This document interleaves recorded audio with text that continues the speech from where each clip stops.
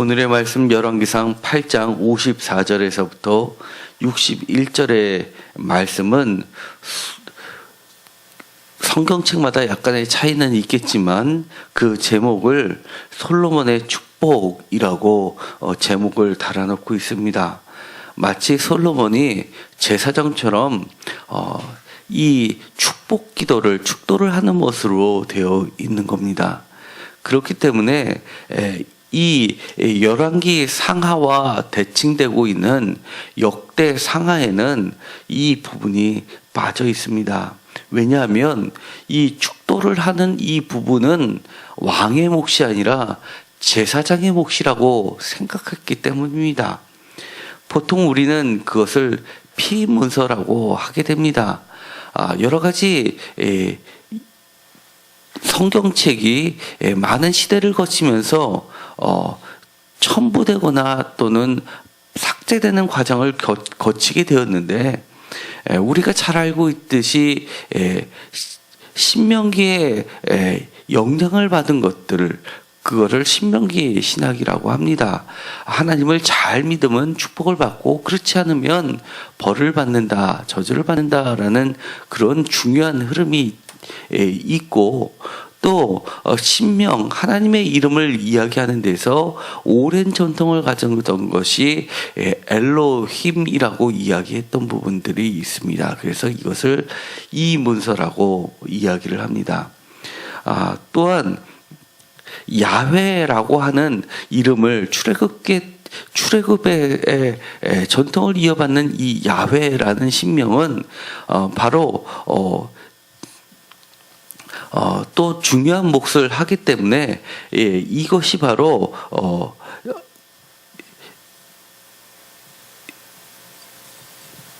제2문서라고 하게 됩니다. 왜냐하면 이 제2라는 게 독일어나 또는 히브리어에서는 이응 발음이 나기 때문에 제2문서라고 하게 됩니다. 그것과 못지않게 중요한 것이 바로 이 피문서라고 제사장 프리스트의 약자를 써서 피문서라고 하는데, 이것은 하나님의 제사장의 원칙에 의해서 이 말씀들을 모으거나 그리고 주석을 달아놓은 것들을 이야기합니다.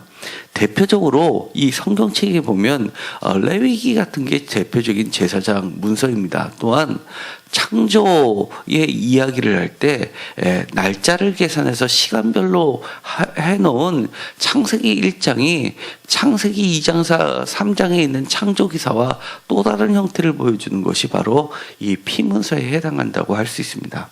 여기서 보는 것은 이 여러 가지가 섞여 있음을 보게 됩니다. 이 솔로몬이 축복 기도를 하는 것은 마치 제사장의 모습을 한 것 같기 때문에 제사장의 모습에 영향을 받았다고 할 수가 있지만, 그보다도 더 이곳에서 중요한 이야기는 바로 이 솔로몬의 축복 기도의 내용이 우리가 아주 잘 알고 있는 것처럼 58절에 있는 것처럼 우리의 마음을 주께로 향하사 그의 모든 길로 행하게 하시며 우리 조상들에게 명령하신 계명과 법도와 율로를 지키게 하시기를 원하오며 라는 이 말씀은 다시 61절에 그런즉 너희의 마음을 우리 하나님 여호와께 온전히 바쳐 완전하게 하여 오늘날 같이 그의 법도를 행하며 그의 계명을 지킬지어다 라고 하는 대표적인 신명기의 신학을 그대로 반영하고 있기 때문에, 이것은 바로 신명기 신학의 신학자들이 이 부분을 넣었다라고 할 수가 있는 겁니다. 어쨌든 간에 이 솔로몬 시대의 이야기라기보다도 보다 후대에 이 솔로몬이 언약궤를 예루살렘 성전에 안치를 하고 나서 그 기도문을 바로 이 솔로몬의 모습을 모세의 모습하고 일치시키려는 영향이 있었던 것을 보게 됩니다. 이것이 나중에 예루살렘 성전이 무너지고 나서 바벨론 포로로 잡혀갔을 때 그들이 제사를 드릴 수 없지만 제사를 드리는 것과 똑같은 것을 생활에까지 연결했던 것이 바로 피문서를 작성했던 제사장 그룹들이었습니다. 대표적으로 그들은 이 생활 가운데 먹고 마시는 것들을 대해서 모든 삶이 곧 제사를 드리는 것과 같다라고 생각했기 때문에 이것을 여러 가지 규정을 두고 있었기 때문에 이 왕과 제사장은 반드시 구분되어야 된다라고 생각해서 이 부분을 뺐던 것으로 보이게 됩니다. 어쨌든 간에 이 서론적인 이야기를 모두 빼고 나서 이 중심적인 내용은 우리가 반드시 기억할 것들이 많이 있습니다. 59절에 보듯이 또 주의 족의 일과 주의 백성 이스라엘의 일을 날마다 필요한 대로 돌아보사라고 하는 것은 모세의 바로 만나와 메추라기 사건을 기억나게 합니다. 또한 이것이 더 나아가서 예수님께서 가르쳐 주셨던 기도문에 있는 일용할 양식을 주시옵소서라는 부분까지 상통하게 되고 이것이 오랜 역사를 통해서 기도문 중에서 매우 중요한 요소를 차지하고 있는 겁니다. 그런데 이 축복 기도문을 어떤 신학자는 축복 기도를 하지 않고 권고사라고 이야기하는 사람들도 있습니다. 그렇기 때문에 이것은 제사장적으로 솔로몬을 보느냐 아니면 왕으로서 예배가 끝나고 백성들에게 권고하는 모습으로 보느냐의 차이는 있을 수 있지만 이것이 이야기하고 있는 각 절에 나타나 있는 내용들은 우리가 반드시 신앙생활을 할 때 중요한 것들을 담고 있는 것은 분명합니다. 몇 가지를 보도록 하겠습니다. 바로 56절에 이야기하는 것이 있습니다. 여호와를 찬송하시다 할지로다 그가 말씀하신 대로 그의 백성 이스라엘에게 태평을 주셨사오니 라고 하는 이 태평은 바로 표준서명에서는 안식을 주셨으며 라고 이야기합니다. 같은 말을 쓰고 있는데 이 태평과 안식은 바로 매우 중요한 이야기입니다. 우리가 하나님께 간구를 하고 하나님께 나아갈 수 있는 것은 우리가 아무리 복잡한 세상에 살고 여러 가지 것들이 직장 가운데서 우리를 어렵게 하는 데에 있어서도 우리가 하나님께 함께하는 시간은 바로 그 안식을 주는 시간이라는 생각이 반드시 있어야 합니다. 이것을 믿음이란 말로 다르게 표현하게 되는 겁니다. 아무리 흔들려도 성전 가운데 바다를 놓았던 것은 혼돈의 세력을 잠재우시는 하나님을 기억하자라는 것입니다. 그렇기 때문에 이렇게 하나님께 기도하고 하나님께 나오는 것은 바로 그 하나님께서 우리에게 참된 안식을 주시는 분이기 때문입니다. 또한 모세를 통하여 무릇 말씀하신 그 좋은 약속이 하나도 이루어지지 아니함이 없도다라고 고백할 수 있게 만들어준다는 겁니다. 이것은 우리 삶 가운데 하나님이 우리에게 주신 약속이 무엇이냐라고 했을 때는 바로 성경 말씀이 바로 우리에게 주신 모든 약속이 되는 겁니다. 사실 성경 말씀에 나쁜 말이 어딨냐라고 이야기할지 모르지만 사실은 성경의 말씀에 많은 부분이 저주문으로도 되어 있습니다. 그렇기 때문에 우리는 반드시 하나님의 말씀을 지키고 그 길로 가려고 애쓰는 것이 쉽지만 않다는 것을 기억할 필요가 있습니다. 그럼에도 불구하고 하나님의 약속을 우리가 붙잡을 때는 하나님이 반드시 그 하나도 이루어지지 않는 가장 좋은 선한 것으로 우리의 인생을 채워주신다는 것을 믿으시기 바랍니다. 또한 57절에 있는 중요한 말씀이 있습니다. 우리 조상들과 함께 계셨던 것 같이 우리 하나님 여호와께서 우리와 함께 하시옵시고 라는 이 말은 임마누엘 예수 그리스도를 기억나게 합니다. 얼마나 이것이 좋은 말씀입니까? 우리가 힘들 때도 하나님은 예수님은 우리를 떠나신 적이 없다라고 이야기를 하는 겁니다. 그렇기 때문에 우리가 임마누엘 하나님을 바라볼 수 있게 합니다. 또한 58절에 우리의 마음을 주께로 향하사라고 하는 것도 매우 중요합니다. 성경 말씀은 이렇게 이야기합니다. 어떤 모든 계명, 명령, 법도, 율례 이런 모든 규정들을 마치 우리가 세상에 살 때 법정문을 지키냐 안 지키냐 식으로 이야기하는 것이 아니라 단 하나 바로 마음을 이야기하고 있다는 겁니다. 우리가 실수가 있어도 우리가 잘못된 일을 범할 수 있어도 우리의 마음이 주께를 향하고 우리의 마음이 하나님께 진실되면 사실은 나머지 모든 명령, 계명, 법도, 율례 모두를 지킨 것과 같다라고 이야기를 하는 겁니다. 우리가 우리의 마음을 다시 한번 주께로 향할 때 하나님께서는 우리에게 언제나 함께 하신다고 이야기하는 마음의 법을 이야기하고 있다는 겁니다. 그렇기 때문에 성경 곳곳에서는 마음의 할례를 이야기합니다. 그리고 믿음도 결국은 이 마음의 신실함을 이야기하는 겁니다. 우리의 마음이 늘 한결같기를 원합니다. 그렇다면 하나님께서도 우리와 떠나지 않고 늘 함께 하심을 이야기해 주십니다. 여기서 이야기하는 명령, 계명, 법도, 율례라는 것은 원어로는 다 틀립니다. 그래서 많은 학자들 사이에서는 과연 명령이 무엇이고 계명이 무엇이고 법도가 무엇이고 율례가 무엇인지를 여러 가지 연구를 거듭했던 것들을 보게 됩니다. 그럼에도 불구하고 이것이 하나로 일치된 견해가 사실은 없습니다. 어떤 것에서는 법도라고 했던 부분이 다른 것에서는 율례로 나오고 있기 때문에 사실은 이것이 처음에는 분명히 구분되어 있었던 것만은 분명합니다.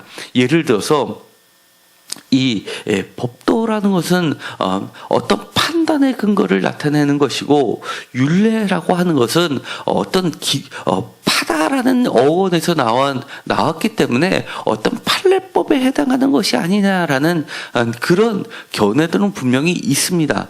그럼에도 불구하고 이 모든 것은 우리 손에 쥐어진 성경책의 근거를 현재의 성경책의 근거로 해서 판단하기에는 매우 어려운 말들이 되어버렸습니다. 아주 쉽게는 사실 이 모든 것은 같은 이야기다라고 하는 것이 어떻게 보면 가장 간단한 말일 수도 있습니다. 다시 이야기하면 성경 말씀에 주어진 모든 것들이 어떨 때는 명령, 계명, 법도, 율례라고 다르게 표현되기도 한다는 이야기입니다.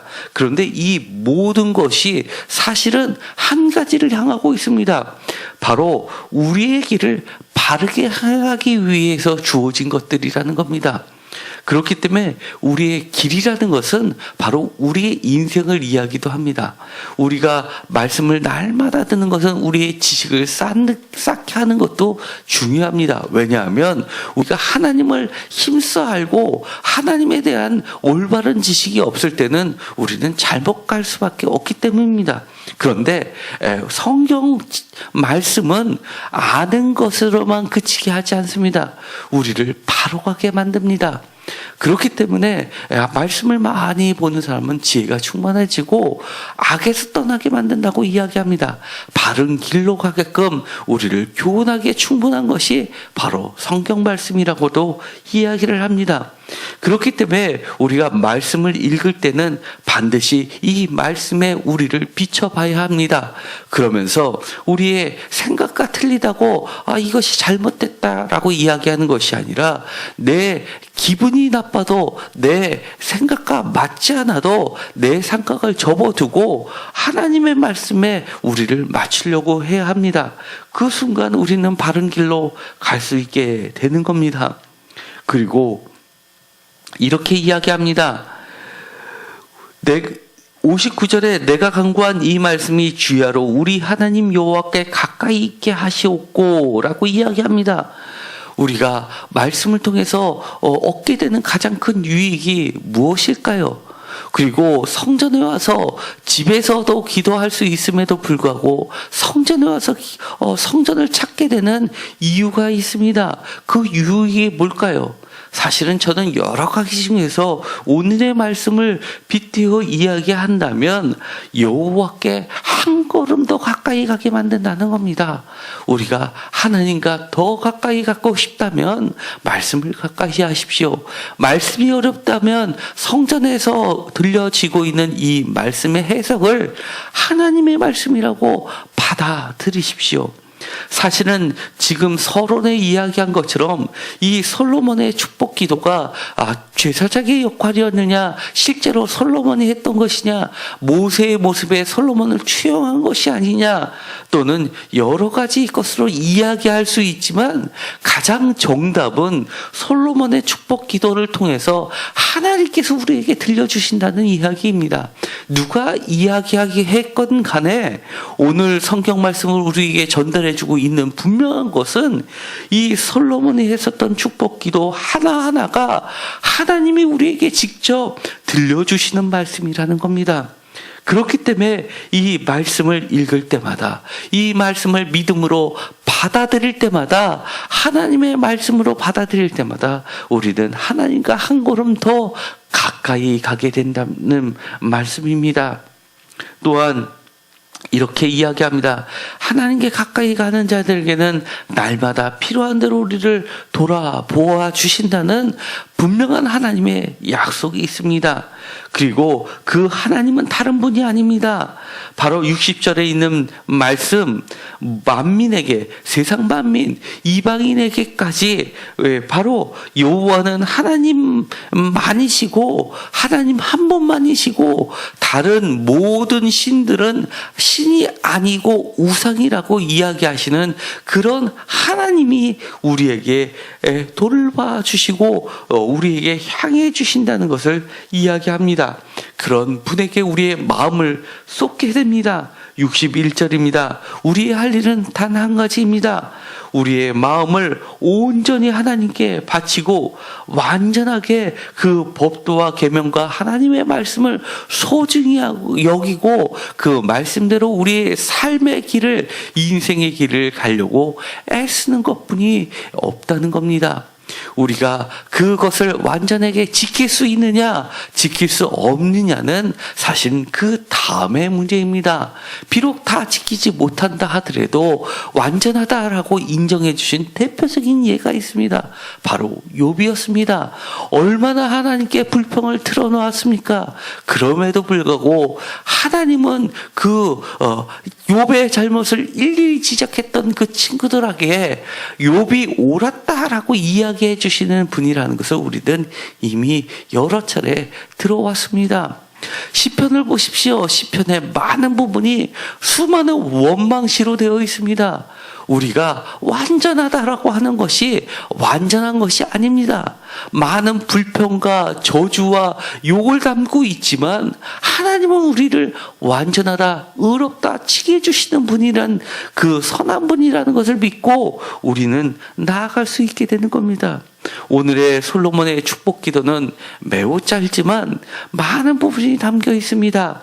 어떻게 보면 모세의 모습도 담겨 있고 예수님의 모습도 담겨 있고 그리고 연약한 왕이었지만 하나님께 가까이 가려고 성전을 보수했던 그런 요시야 왕도 담겨져 있습니다. 그리고 요아스 왕도 담겨져 있음을 보게 됩니다. 이 이야기는 무엇입니까? 이런 말씀은 늘 우리의 인생 가운데 반복될 수 있음을 보여주는 겁니다. 이것이 어떤 구체적인 한 사람으로 끝나는 것이 아니라 그것이 오늘날 나의 모습이 되기를 간절히 소망하십시오.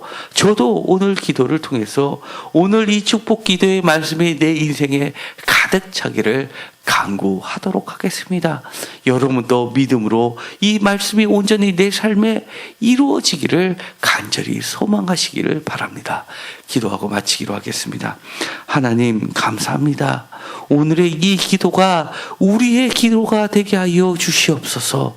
날마다 주님과 더 가까이 가는 제 자신이 되게 하여 주옵소서. 하나님 우리를 떠나지 마시옵소서. 늘 함께 하여 주시옵시고 주시고 우리를 바른 길로 가게 하여 주시옵소서. 우리의 인생이 힘들고 어렵고 많은 걸림돌 올무 가운데 있게 됩니다. 그 가운데서도 하나님께서 지켜 주시옵시고 오직 한 분 하나님께서 다른 모든 것들을 제하여 주시옵소서. 예수 그리스도의 이름으로 기도드렸습니다. 아멘.